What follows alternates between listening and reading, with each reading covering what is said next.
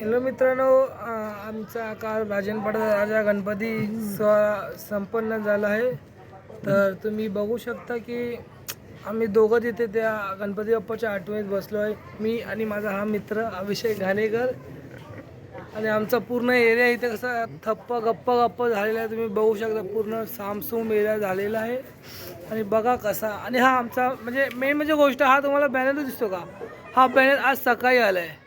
का माहीत कुठल्या पुढच्या वर्षी बॅनर ह्या वर्षीच पाठवला वाटतं त्या लोकांनी.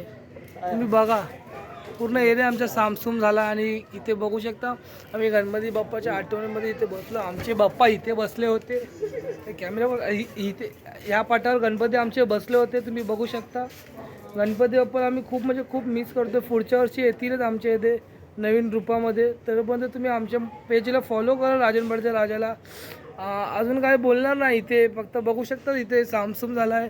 आणि हा आमचा राजनपाडचा राजाचा लोगो आणि पुष्पगुच्छ वगैरे इथेच राहिले. आमचे पाहुणे काल नाही आले म्हणून इथेच राहिले.